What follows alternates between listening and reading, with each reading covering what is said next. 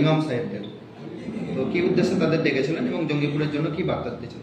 দেখেন, আমি চিরদিন শান্তির পক্ষে আছি এবং হিন্দু, মুসলমান, খ্রিস্টান, জৈন সকলের আমি চাই মানব জাতির সেবা, মানব জাতি যেন ভালো থাকে।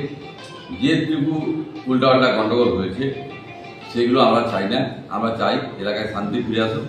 মানুষ, গরিব মানুষের খুব অসুবিধা হচ্ছে।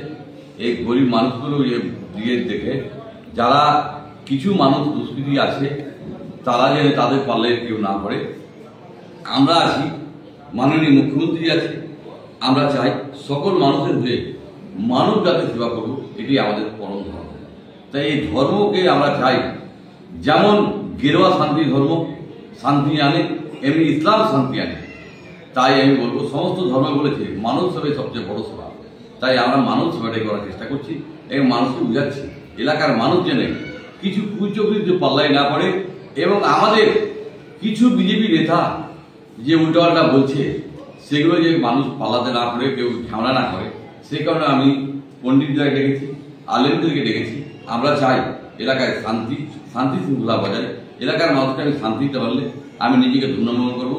আপনারা দেখেছেন, আমি 50-60 লোক নিয়ে শান্তির মিছিল করেছিলাম এবং মাননীয় মুখ্যমন্ত্রী শান্তির বার্তা দিয়ে পাঠিয়েছে। আমি শান্তির বার্তা তাদেরকে দিলাম। আমি চাইব তারা আমার সাথে আছে এবং পাশে আছে, আরও বেশি করে থাকুক। আমি তাদেরকে এর সুরক্ষা দিতে পারি, এটা আল্লাহ ভগবান যাই বলে সে আছে, তাকে সাক্ষী রেখে বলছি আমরা মানুষের পাশে আছি, মানুষের শেষ